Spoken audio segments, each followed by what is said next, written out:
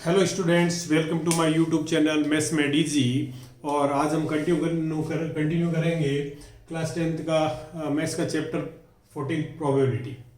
हमने काफ़ी किस किस तरह से हम प्रोबेबिलिटी की कौन कौन से हमारे एक्सपेरिमेंट्स होते हैं हमने स्टडी की। अब हम एक दो और करेंगे। जैसे एक होता है हमारा लीप ईयर कंसेप्ट पे क्वेश्चन आते हैं, और एक नॉन लीप ईयर।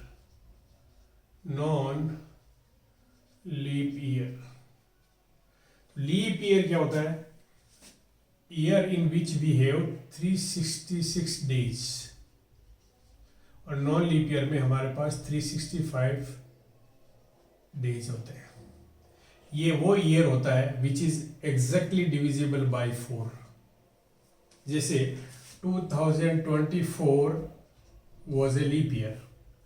अब 2028 will be the leap year. Okay, ये तुम जानते हो। अब इस पे जो इसका मतलब इसमें टोटल डेज कितने होते हैं? 366। और इसमें टोटल डेज कितने होते हैं? 365 डेज। अगर हम वीक्स में कन्वर्ट करें तो number of weeks in a year, तो 366 को अगर हम 7 से डिवाइड करें तो 7 5 जा 35, 1 7 2 जा 14, 52 वीक्स एंड 2 डेज एक्स्ट्रा रह जाते हैं हमारे पास। 52 वीक्स कंप्लीट होते हैं। और अगर नॉन लीप ईयर की बात करें हम, ये लीप ईयर की बात है, ये लीप ईयर में होता है ऐसा। और अगर नॉन लीप ईयर की बात करें हम, नॉन लीप ईयर में तो नंबर ऑफ वीक्स जो होते हैं 365 divided by 7, then you will get 52 weeks complete and 1 day extra. Have you understood? ये होता है। अब इसमें जो प्रोबेबिलिटी में क्वेश्चन पूछे जाते हैं वो पूछते हैं कि what is the probability of probability of 53 Sundays in a leap year। देखो 53 संडे हो सकते हैं, मंडे हो सकते हैं, कोई भी नाम लो, Sunday, Monday, Tuesday, Wednesday, Thursday, Friday, Saturday, कुछ भी ले सकते हैं। 53 संडे होने की प्रोबेबिलिटी बताओ। सेम प्रोबेबिलिटी रहेगी for Monday, for Tuesday, for Thursday, Friday, Saturday. Okay, so हमें नाम से ज़्यादा फर्क नहीं पड़ेगा कि कौन सा संडे है, 53rd संडे है या मंडे है या ट्यूसडे है या वेडनेसडे, उससे कोई फर्क नहीं पड़ता। ओके, और यहाँ पर पूछते हैं प्रोबेबिलिटी ऑफ 53 संडे। सपोज करो 53 संडे होने की प्रोबेबिलिटी यहाँ पूछी जाती है इन नॉन लीप ईयर।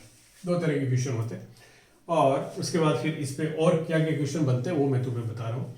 तो अब तुम बताओ कि 52 वीक्स होने का मतलब है, एक वीक में 7 डेज होते हैं, संडे, मंडे। इसका मतलब देयर आर 52 संडे, 52 मंडे, 52, ये तो सब है इसमें। 52 वीक्स का मतलब है all the 7 days are how many times? 52 times. इसका मतलब 53rd संडे कैसे निकालते हैं हम? तो जैसे लीप ईयर है, सपोज करो हमारा ईयर है वो, जो ईयर है वो एंड हुआ 364 डेज कंप्लीट हो जाते हैं वीक में। तो हमारा लास्ट डे मान लो, अगर हमारा कोई भी ईयर है उसमें जो 364 डेज थे उसमें अगर मान लो मंडे था, तो अगला कौन सा आएगा बताओ? मंडे से आगे कौन सा आएगा? संडे। पहला दिन संडे हो गया, तो उसके बाद दूसरा क्या होगा? मंडे। 2 डेज एक्स्ट्रा हमारे पास। देखो 2 डेज एक्स्ट्रा है, तो संडे के बाद मंडे, ये कंटिन्यू होता है। ऐसा नहीं हमारी, क्योंकि संडे के बाद मंडे आता है। पर अगर ईयर है वो 364 डेज जो है वो एंड अगर संडे की बजाय, मंडे की बजाय ट्यूसडे को होते हैं, सपोज करो, क्या ट्यूसडे को होते हैं, तो क्या होगा? ट्यूसडे को अगर एंड होगा, नहीं सपोज करो ये मंडे, हाँ मंडे के बाद संडे नहीं, मंडे के बाद ट्यूसडे, सॉरी मंडे के बाद, यहाँ गलत ले लिया हमने, मंडे के बाद ट्यूसडे आएगा और ट्यूसडे के बाद वेडनेसडे। अंडरस्टूड? और अगर मंडे की बजाय ट्यूसडे को अगर एंड होता है, मतलब 364 डेज ट्यूसडे को खत्म होते हैं, तो ट्यूसडे के बाद वेडनेसडे और फिर थर्सडे। ओके, और अगर ट्यूसडे की बजाय ये वेडनेसडे को खत्म होता है तो ये कहाँ थर्सडे पे आएगा, फर्स्ट डे थर्सडे होगा और सेकंड डे फ्राइडे हो जाएगा। ये सब पॉसिबिलिटीज है। मंडे को अगर खत्म होता है 364 डेज कंप्लीट होते हैं मंडे को, तो 365th डे और 366th डे, 2 डेज है लीप ईयर में, तो 2 डे ये होंगे ट्यूसडे एंड वेडनेसडे। या फिर अगर ये ट्यूसडे को खत्म होता है तो वेडनेसडे थर्सडे, अगर ये वेडनेसडे को होता है थर्सडे फ्राइडे, और अगर ये थर्सडे को होता है तो ये Friday and Saturday, Friday and Saturday आ गया। और अगर ये फ्राइडे को होता है तो ये सैटरडे एंड संडे हो जाएगा। और अगर ये सैटरडे को होता है, ये सैटरडे को होता है तो यहाँ संडे और मंडे हो जाएगा। और ये संडे को अगर होता है तो यहाँ पर मंडे एंड ट्यूसडे हो जाएगा। ओके, और फिर वापस मंडे, तो ये हो गया। तो ये पॉसिबिलिटीज है कि 364th डे, ये है 364th डे, ये पूरे 52 वीक्स कंप्लीट होते हैं। मान लो वीक जो 52 वीक है, जो 52th वीक जो है वो मंडे को अगर खत्म होता है तो जो 2 एक्स्ट्रा डेज है वो कब आएंगे, ट्यूसडे एंड वेडनेसडे को। अगर वो ट्यूसडे को खत्म होता तो वेडनेसडे एंड थर्सडे, अगर वो वेडनेसडे होता तो थर्सडे फ्राइडे, थर्सडे होता तो फ्राइडे एंड सैटरडे, फ्राइडे होता तो सैटरडे एंड संडे, सैटरडे होता तो संडे एंड मंडे, और अगर संडे को होता तो Monday and Tuesday. Have you understood? अब हमारे पास कितने पॉसिबल आउटकम्स हैं? 1 2 3 4 5 6 7, तो टोटल 53 संडे होने के या मंडे होने के या ट्यूसडे होने के या किसी भी डे होने के टोटल पॉसिबल आउटकम्स ये हैं। अब इसमें देखो, तुम देखोगे तो यहाँ ट्यूसडे भी 2 बार आया, ये रहा Tuesday and Tuesday, her day 2, Wednesday और ये रहा Wednesday, Thursday Thursday, Friday Friday, Saturday Saturday, Sunday Sunday, Monday Monday. Each day is coming, हमारा फेवरेबल इवेंट जो भी होगा वो 2 टाइम होगा, कोई भी हो, तो प्रोबेबिलिटी क्या हो जाएगी 2/7, 2/7। Have you understood this? अब हम बात करते हैं कि ये तुम्हारे समझ में आ गया कि किस केस में है, ये लीप ईयर के केस में। अगर नॉन लीप ईयर है, नॉन लीप ईयर है, अगर नॉन लीप ईयर है तो ये डेज नहीं आएंगे, नॉन लीप ईयर है तो ये डेज नहीं आएंगे, नॉन लीप ईयर है तो ये डेज नहीं आएंगे। क्योंकि अगर मंडे को है तो ट्यूसडे, एक दिन एक्स्ट्रा हमारे पास, क्योंकि 364 + 1 डे। अगर 52nd वीक अगर मंडे को खत्म होता है तो एक दिन एक्स्ट्रा जो होगा वो ट्यूसडे हो जाएगा, अगर वो ट्यूसडे को खत्म होता है तो वेडनेसडे हो जाएगा, वेडनेसडे को खत्म होता है तो थर्सडे हो जाएगा। तो इस तरह से हमारे पास अभी भी हमारे पास पॉसिबल आउटकम कितने, 1 2 3 4 5 6 7, तो अभी भी हमारे पास इस केस में भी टोटल पॉसिबल आउटकम अभी भी हमारे पास 7 है। लेकिन हमारा फेवरेबल इवेंट होगा, कोई भी डे ले लो तुम, किसी भी डे को कंसिडर करो, वो 1 होगा, तो ये 1/7 हो जाएगा। Have you understood this? So probability of 53 Sunday in a leap year is 2/7 और 53 Sunday in a non leap year is equals to 1/7। Have you understood this? अब यहां से एक क्वेश्चन और आता है जो थोड़ा सा ध्यान से देखो। मैं ये कहता हूं कि नॉन लीप ईयर में 52 संडे होने की प्रोबेबिलिटी क्या है? नॉन लीप या लीप ईयर में what is the probability of being 52 Sunday? 52 Sunday होने की प्रोबेबिलिटी क्या? देखो, या तो हमारे पास 52 संडे होंगे या फिर हमारे पास 53 संडे होंगे, दो ही हमारे पास है। अगर 52 संडे होने का मतलब क्या है? 53 संडे नहीं होना। 52 संडे होने का मतलब है 53 संडे नहीं है, या 53 संडे है तो 52 संडे नहीं है। इसका मतलब 50, हम ये कह सकते हैं नॉट 53 संडे। या तो 52 संडे हो सकते हैं या 53 संडे हो सकते हैं, या तो 52 संडे हो सकते हैं या 53 संडे हो सकते हैं। तो 53 संडे होने की प्रोबेबिलिटी तुमने फाइंड आउट कर ली, तो 52 होने की मतलब है कि 53 नहीं होना। तो 53 अगर इसकी निकालोगे तुम लीप ईयर में तो क्या हो जाएगा, PE is equals to 1 minus PE not. 52 Sunday होने की प्रोबेबिलिटी, 52 संडे नहीं होने की प्रोबेबिलिटी, और 52 संडे नहीं होने का मतलब है 53 संडे होना, तो ये हो जाएगा 1/2/7 और दिस विल गिव यू 5/7। तो क्वेश्चन को बिल्कुल आराम से पढ़ना कि तुम्हें 53 संडे पूछे हैं या 52 संडे पूछे हैं। ओके, लीप ईयर है या नॉन लीप ईयर है। अगर ये लीप ईयर था, अगर नॉन लीप ईयर होगा तो 52 संडे होने की प्रोबेबिलिटी हो जाएगी 1 माइनस 1/7 और this will give you 6/7। Have you understood? तुम ऐसा मत सोचना कि 52 संडे तो आते ही हैं सर, तो उसमें प्रोबेबिलिटी 1 हो जाएगी। नहीं, 52 आते हैं पर 53 भी आ सकते हैं। तो हमें दो ही प्रोबेबिलिटी, या तो 52 संडे होंगे या 53 संडे होंगे। तो 52 संडे होने का मतलब है 53 संडे नहीं होना।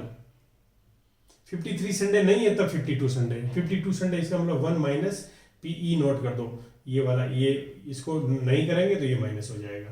सो दिस इज हाउ हमें 52 और 53 डेज लीप ईयर और नॉन लीप ईयर में हमें फाइंड करना आता है। अब अगर बात करें हम, ये क्वेश्चन तुम्हें ईयर पे नहीं छोड़ के मंथ में भी पूछ सकते हैं। क्या पूछ सकते हैं? मंथ में भी पूछ सकते हैं।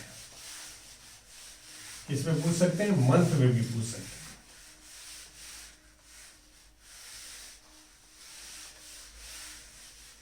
जैसे मैं अगर तुम्हें कहूं लीप ईयर में, इन ए लीप ईयर 5 संडे, किसमें? फरवरी में 5 संडे होने का, 5 संडे होने की प्रोबेबिलिटी क्या होगा? किसमें? फेब्रुवरी में। देखो अगर ध्यान से देखोगे तो फेब्रुवरी में क्या होता है, 28 डेज होते हैं, लेकिन लीप ईयर में 29 डेज होते हैं।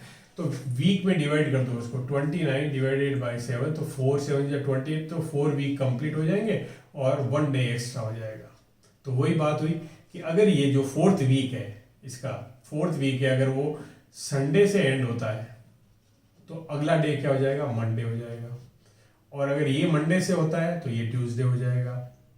ये ट्यूसडे से होता है तो ये वेडनेसडे हो जाएगा। ये वेडनेसडे से होता है तो ये थर्सडे हो जाएगा।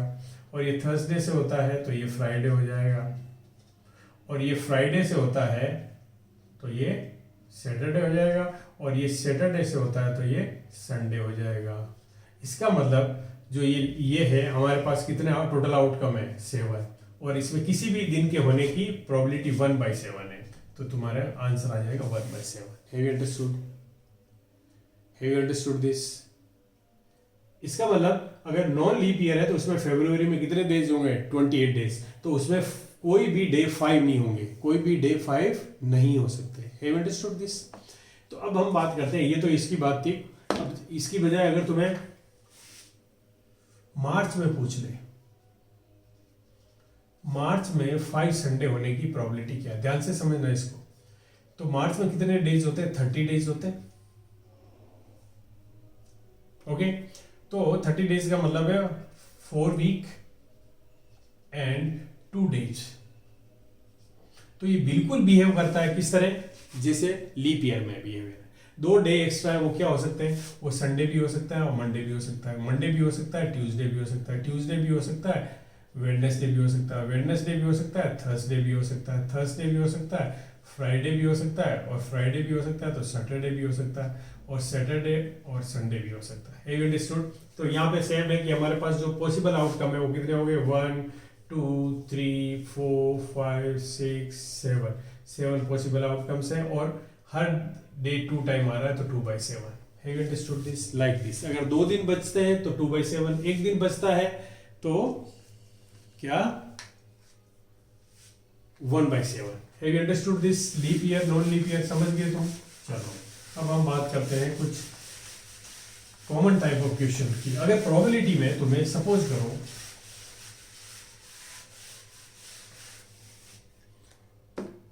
किसी गेम को विनिंग प्रोबेबिलिटी, गेम की विनिंग प्रोबेबिलिटी है वो है 0.64 विनिंग प्रोबेबिलिटी, तो बताओ लूजिंग प्रोबेबिलिटी कितनी होगी? तो तुम्हें पता है कि लूजिंग का मतलब है नॉट विनिंग। लूजिंग का क्या मतलब है? Not winning. तो नॉट विनिंग की कैसे निकालोगे? PE not is equal to 1/PE और ये हो गया 1 माइनस 0.64, तो ये आ जाएगा 0.36। है अंडरस्टूड? इस तरह के क्वेश्चन भी पूछे जा सकते हैं, इस तरह के क्वेश्चन भी पूछे जा सकते हैं। है अंडरस्टूड? तो हमें ये कंसेप्ट भी यूज करके, तो हर एक कंसेप्ट पे जो है वो क्वेश्चन हम करते हैं, हर एक कंसेप्ट पे कंसेप्ट लेते हैं और उस पर क्वेश्चन कैसे करते हैं वो बताता हूँ।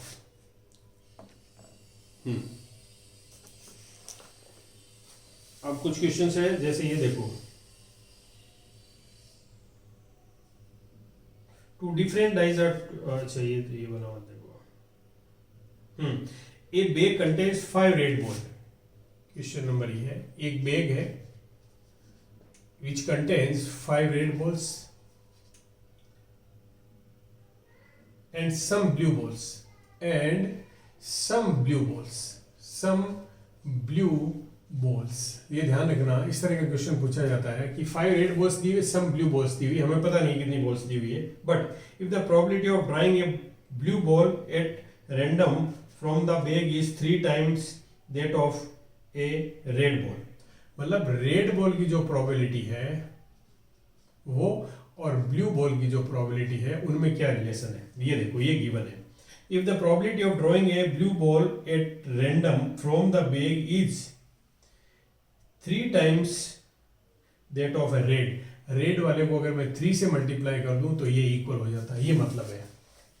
अब प्रोबेबिलिटी कैसे निकालें, टोटल पॉसिबल आउटकम्स हमारे क्या है, तो इसको हम लेट करते हैं, let blue balls be x, तो टोटल बॉल्स कितनी हो गई 5 + x, यही होगी ना, ये टोटल पॉसिबल आउटकम हो गए, टोटल पॉसिबल आउटकम्स आ गए तुम्हारे पास।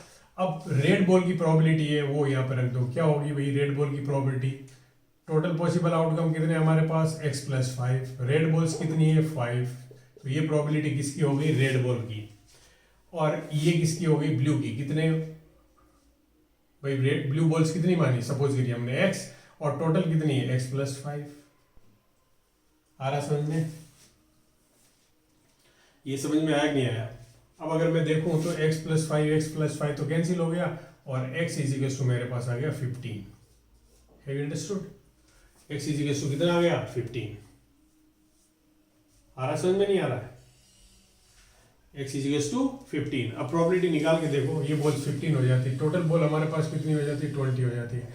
अगर मैं इसको निकालने की कोशिश करूं तो क्या आएगा 5/20, दैट विल बी 1/4, और अगर मैं उसकी निकालने की कोशिश करूंगा तो 15/20, तो 15 3 जा और 15/4 जा, तो इसको मैं लिख सकता हूँ 3 × 1/4। Have you understood? तो ये इसकी 3 टाइम हो गई, सिंपल। आगे समझ में नहीं आया? Have you understood?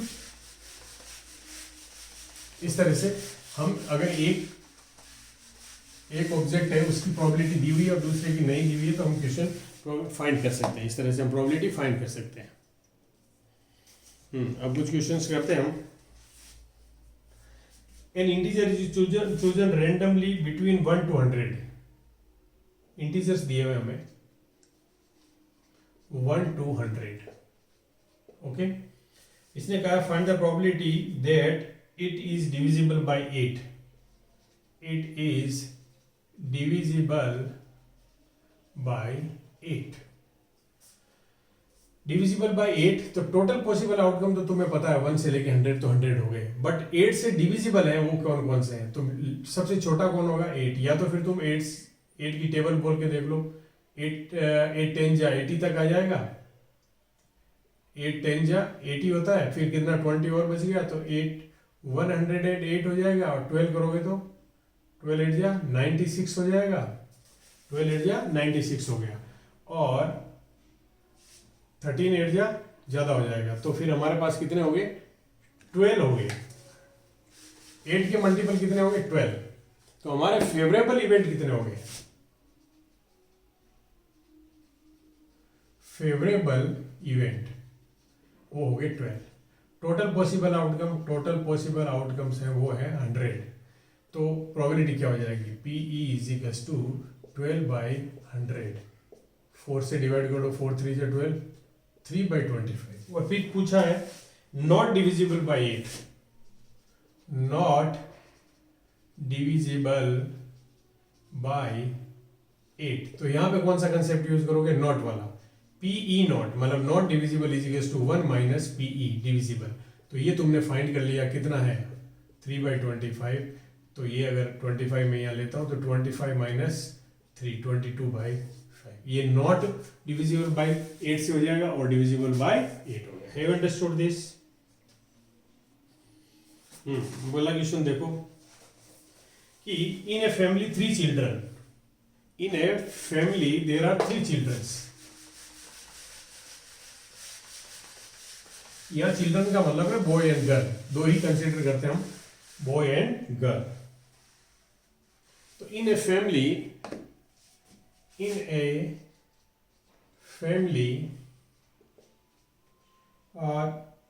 There are 3 children. कितने चिल्ड्रन है, 3। और find the probability of having at least 2 boys. Probability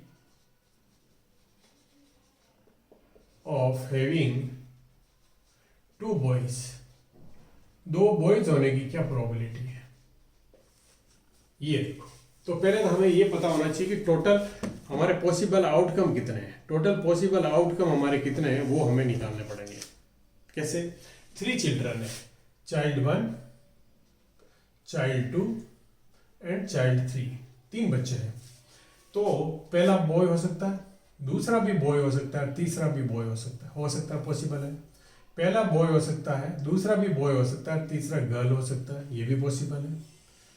have you understood? मतलब 3 बॉय हो सकते हैं, 2 बॉय और 1 गर्ल हो सकती है, और या फिर 1 बॉय और 2 गर्ल हो सकती है, ऐसा भी हो सकता है, या फिर तीनों गर्ल हो सकती है।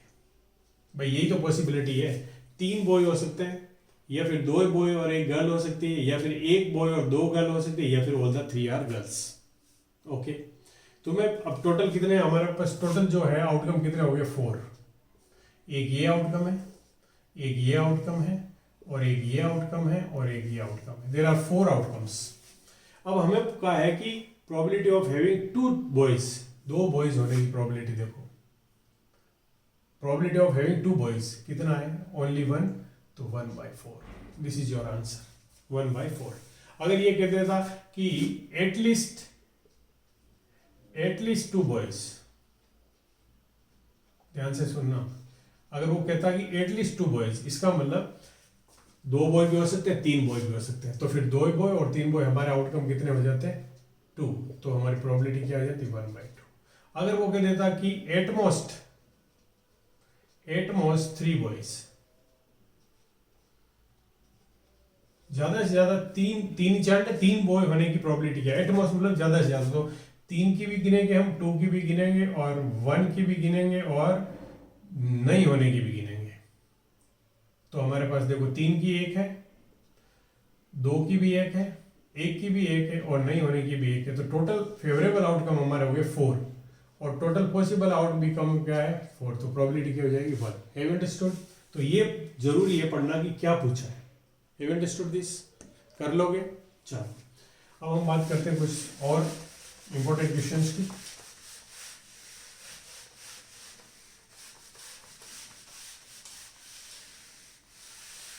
अब एक है, 2 फ्रेंड्स हैं, 2 फ्रेंड्स,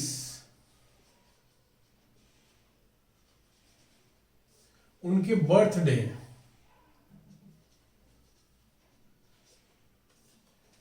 क्या प्रोबेबिलिटी होगी सेम डे होने की, एक ही दिन दोनों का होना, या डिफरेंट डे होने की? क्या सेम डे होने की और डिफरेंट डे होने की? अब ये बताओ मुझे। तो इसका मतलब है कि अगर डिफरेंट डेज है, 2 फ्रेंड है, एक ए है एक बी है, मान लो इसका कोई ना कोई एक डेट होगी, ये मान लो 1 आ गई, 1 अप्रैल को इसका बर्थडे है। अब वो कह रहा है इसके अलावा दूसरे हो सकता है, इसका मतलब कितने डेज बच गए टोटल, 364 डेज बच गए इसके पास। सेकंड का बर्थडे इस दिन के अलावा कभी भी हो सकता है, इसलिए डिफरेंट डेज होने वाला, इसके पास कभी भी हो सकता है। तो डिफरेंट अब होने का क्या प्रोबेबिलिटी होगी 364 अपॉन 365, ये हो गया डिफरेंट डे होने की probability. Have you understood? Same day होने की प्रोबेबिलिटी, सेम डे होने का मतलब है कि सेम डे होने का मतलब है कि एक ही तो दिन होगा, वो कोई भी दिन हो सकता है बट होगा तो एक ही दिन ना, जिस दिन दोनों का बर्थडे हो जाएगा। तो वो एक ही हमारा फेवरेबल आइटम क्या होगा, एक दिन दोनों का बर्थडे होने का मतलब है कि फेवरेबल क्या होगा 1, तो हमने ले लिया 1 बाय 365 डेज।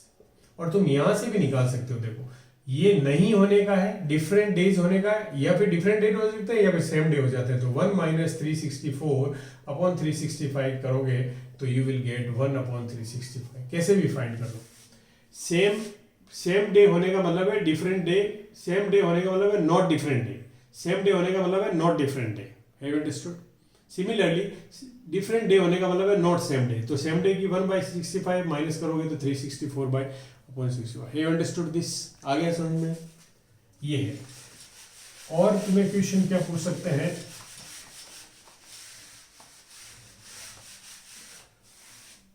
और हम बोर्ड में आए हुए कुछ क्वेश्चंस और लेते हैं।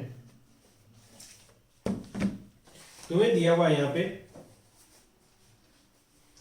कि विनिंग की प्रोबेबिलिटी जो है, in a lottery there are 10 prizes, in a lottery there are 10 prizes, मतलब 10 टिकट ऐसे हैं जिसपे प्राइजेस हैं और 25 एम्प्टी है। 25 एम्प्टी मतलब उन पे प्राइस नहीं मिलने वाला है, ठीक है। तो find the probability of getting a prize, getting a prize, prize आने की प्रोबेबिलिटी क्या होगी, मतलब हमारे फेवरेबल इवेंट ये होंगे। तो फेवरेबल इवेंट हमारे 10 हो गए और टोटल कितने हो गए 35, तो ये हो गई 5 2 जा 10, 5 7 जा 35। Have you understood this? आ गया समझ में? और यहां पर यह भी कहा है कि PE not, PE plus PE not is equals to 1 होता है। इसको वेरीफाई करो। तो तुम्हें क्या गेटिंग प्राइस का तुमने निकाल लिया क्या, not getting price, not getting price. भाई नॉट गेटिंग प्राइस का मतलब कितने, एम्प्टी वाले। फेवरेबल हमारे क्या हो गए 25 और टोटल नीचे कितने हैं, तो 5 5 से 25, 5 7 से 35, तो ये हो गया 5 बाई 7। दोनों को ऐड करके देखो, पीई इज इक्वल्स टू हमारा आया है 2 बाई 7 और PE not is equals to आया हमारा 5 बाई 7। अगर हम दोनों को ऐड करें 5 by 7, 2 by 7 plus 5 by 7 and this will give you 7 by 7 और इसका मतलब 1 है। Have you understood? So it is proved. आ गया समझ में? Have you understood this?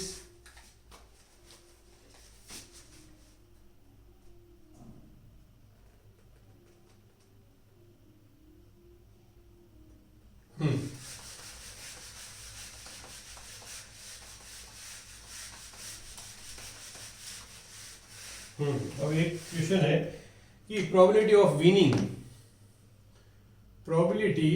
Winning a game, क्या winning a game is x upon 12, okay, and probability of losing is equals to 1 by 3। Find value of x, find value of x। कौन सा concept use करोगे? देखो यहाँ पे winning का मतलब, winning और लूजिंग का क्या मतलब है, नॉट विनिंग। इसको मैं ऐसा भी लिख सकता हूं नॉट विनिंग। तो विनिंग और नॉट विनिंग है, तो विनिंग की प्रोबेबिलिटी पीई लूं मैं अगर, या पीडब्ल्यू ले लेता हूं, तो नॉट विनिंग का मतलब है नॉट विनिंग की, और दोनों का फॉर्मूला कितना होता है 1 होता है। PE plus P not is equals to 1 होता है। पीई नॉट मतलब ये क्या है, नॉट लूजिंग का मतलब है नॉट विनिंग। तो यहां पर रखो x बाई 12 प्लस यहाँ पे रखो 1 बाई 3 इज इक्वल्स टू 1 होना चाहिए। एलसीएम कितना आया 12, यहाँ पर x आ गया, यहाँ पर 4 आ गया, इज इक्वल्स टू 1। तो x plus 4 is equals to 12 and x is equals to 8। This is your answer. Have you understood? तो हम कौन सा कंसेप्ट कैसे होगा, मतलब यहाँ पर विनिंग और लूजिंग का मतलब है, अगर मैं कहूँ विनिंग का मतलब है नॉट लूजिंग और लूजिंग का मतलब है नॉट विनिंग, सो हम ये प्रोबेबिलिटी वाला फॉर्मूला यूज कर सकते हैं, नॉट वाला, किसी प्रोबेबिलिटी के होना और नहीं होना।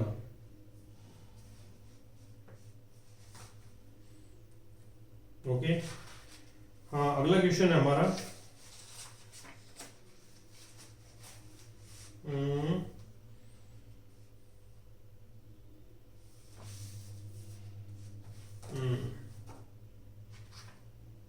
चलो ये क्वेश्चन से कुछ इंपॉर्टेंट क्वेश्चन है।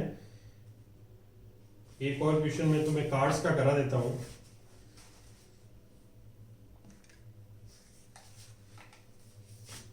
ध्यान से सुनना और कुछ क्वेश्चन को। ये क्वेश्चन है कि red queen and black jack, red queen and black jack are removed from a pack, are removed from a pack of 52 PSC के pack of 52 cards। ओके, ये हटा दिया है। Find the probability that the card drawn from the remaining, find the probability, यहां पे लिखा भी है from the remaining card, from the remaining cards is क्या? पहला, a card of club or an ace, a card of club or an ace. Okay, दूसरा question हमें ये पूछा है a black king, a black king. तीसरा question हमें पूछा है neither a jack nor a king, neither a jack nor a king. और डी पूछा हमें आइदर ए किंग और a queen, either a king और a queen. Have you understood? अब यहां पर एक और कंसेप्ट आएगा इंपॉर्टेंट, तुम्हें ध्यान रखना है। यहां पर क्या दिया हुआ है? A red queen and black jack are removed from a pack of 52। अब हमारे पास टोटल पॉसिबल आउटकम्स कितने होंगे? नॉर्मली प्लेइंग कार्ड में 52 होते हैं क्योंकि 52 कार्ड्स होते हैं, लेकिन यहाँ पे क्वेश्चन में दिया हुआ है कि red queen and black jack are removed, तो हमने 2 कार्ड रिमूव कर दिए। इसका मतलब हमारा total possible outcomes reduce to 50। अब तुम्हें ये ध्यान रखना है कि 52 नहीं होंगे, टोटल पॉसिबल आउटकम अब हमारे इस केस में 50 होंगे। ओके, चलो अब यहाँ पर एक card of club or an S. तो मैंने तुम्हें कल बताया कि जब और आता है तो प्लस करते हैं। पहले कार्ड ऑफ क्लब की निकालो, पीई किसकी? Card of club, card of club. अब ये बताओ मुझे कार्ड ऑफ क्लब कितने होते हैं? 13 आउट ऑफ 50, नॉट 52। अब इस केस में ये ध्यान रखना है। और फिर दिया है एन एस, एस कितनी होती है? 4। तो पीई एन एस, एस तो रिमूव नहीं हुआ ना, ध्यान रखना। यहाँ पे रिमूव क्या हुआ है? एक रेड क्वीन हुई है, एक ब्लैक जैक हुआ। एस तो रिमूव नहीं हुआ, तो इसका मतलब 4 के 4 है, तो 4 आउट ऑफ 50। और क्योंकि बीच में और लिखा तो दोनों प्रोबेबिलिटी को ऐड कर दो। 13/50 plus 4/50 and this will give you 17/50। This is your answer. Have you understood? आ गया समझ में? चलो जी, ए ब्लैक किंग, देखो ब्लैक जैक हटाया, ब्लैक किंग नहीं हटाया, तो ब्लैक के किंग कितने होते हैं? 2। ब्लैक किंग की प्रोबेबिलिटी क्या होती है? देखो black king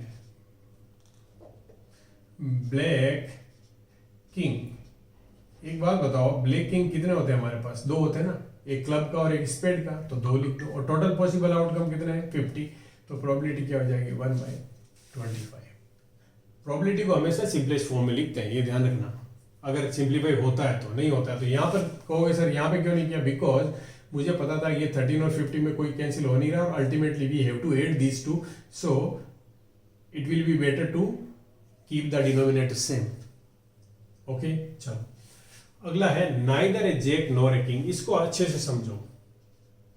neither a jack nor a king, इस तरह का जब भी ये सेंटेंस आता है तो इसको हम सिंप्लीफाई करते हैं, वन माइनस आइदर और, आइदर और, वन माइनस आइदर और से इसकी प्रोबेबिलिटी निकालते हैं, नाइदर की कभी डायरेक्ट नहीं निकालते हैं। Have you understood? तो यहाँ इसको तुम ये पढ़ सकते हो, नाइदर ए जैक और नॉर ए किंग, तो मैं ये लिखूंगा आइदर ए जैक और ए किंग, इसकी प्रोबेबिलिटी निकालूंगा मैं, किसकी? आइदर ए किंग और ए, आइदर ए किंग और ए जैक, और ए जैक। अब यहाँ ध्यान रखने वाली बात है कि एक जैक हटा दिया है तुमने, ये जैक रिमूव्ड है, ध्यान से देखना। तो हमारे पास जैक कितने बचे हैं? 3 आउट ऑफ 50। ये प्रोबेबिलिटी जैक की होगी, किंग की क्या होगी? 4/50।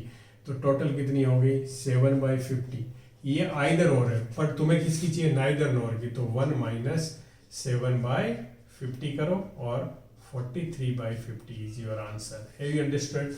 कभी भी नाइदर नॉर में don't try to get direct, first find the either or, क्योंकि आइदर और में हमें पता कि दोनों के निकाल के ऐड कर देते हैं और फिर 1 माइनस कर दो तो नाइदर नॉर आ जाएगा। Have you understood this? आ गया समझ में? आइदर ए किंग और ए क्वीन, ये तो तुम कर ही लोगे, मुझे जहाँ तक है। बस क्वेश्चन में थोड़ा सा ये ध्यान रखना कि जब भी ये किंग और क्वीन है, क्योंकि यहाँ पे 2 चीजें हटी हुई है, तो वो उनमें से तो कोई नहीं है। देखो 3 फेस कार्ड है, उसमें से किंग को नहीं रिमूव किया, तो किंग के केस में कुछ प्रॉब्लम नहीं है, लेकिन क्वीन और जैक रिमूव है। तो आइदर ए किंग और ए क्वीन, तो किंग क्या हो गया? 4/50 प्लस क्वीन कितनी रहेगी? 3 रहेगी ना, एक रिमूव कर दी तो 3/50, तो answer will be 7/50। Have you understood? So this is how we can simplify the question. आ रहा समझ में?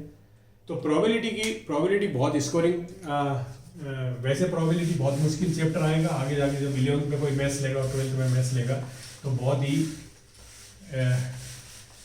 डिफिकल्ट चैप्टर में से एक होगा, but till 10th it's very easy chapter, scoring chapter है। थोड़ा सा ध्यान रखोगे तो बस read the question carefully and then answer the, read the question carefully. सबसे पहले इसमें ध्यान तुम्हें यह रखना है कि जब भी तुम प्रोबेबिलिटी को सिंप्लीफाई करो, read the problem carefully, number 1। Number 2 तुम्हें ये ध्यान रखना है, first find total possible outcome, total possible outcome. और फिर थर्ड होता है कि हमारा जो फेवरेबल इवेंट है, क्या फेवरेबल जो इवेंट है उसके जितने आउटकम्स होते हैं वो हमें देखना होता है, और फिर तो रेशियो फाइंड करना होता है, प्रोबेबिलिटी आ जाती है। एक जब भी तुम प्रॉब्लम सॉल्व करोगे, प्रोबेबिलिटी अगर वैल्यू तुम्हारा अगर numerator is greater than denominator आ जाता है, इसका मतलब वो गलत आंसर है। प्रोबेबिलिटी में कभी भी numerator is greater than denominator, इस तरह का तुम्हारा कोई भी आंसर ऐसा आ गया जैसे 4/3 आ गया, इसका मतलब ये गलत है, क्योंकि तुम जानते हो प्रोबेबिलिटी कभी भी 1 से बड़ी नहीं हो सकती है। तो इस तरह से भी तुम्हें ध्यान रखना है। Have you understood? चलो आ गया समझ में? प्रोबेबिलिटी नेगेटिव नहीं हो सकती है, ठीक है, ये भी ध्यान रखना, प्रोबेबिलिटी कभी भी नेगेटिव नहीं हो सकती है, और प्रोबेबिलिटी की कोई यूनिट भी नहीं होती है। Have you understood? So this is all about this chapter. I think समझ में आ गया होगा। और अभी हम कुछ इम्पोर्टेंट बोर्ड के लिए कुछ क्वेश्चन डिजाइन किए पे हैं, वो लेके आऊँगा मैं, वो सभी मिक्स होंगे। अभी हमने मैथ्स के 10th के मेरे हिसाब से सभी चैप्टर मैंने करवा दिए हैं, फ्रॉम 1st to 12th, तुम वीडियो में जाके देख सकते हो। और अगर वीडियो पसंद आया है तो चैनल को सब्सक्राइब करो और अपने फ्रेंड्स एंड रिलेटिव्स का शेयर करो। बाय।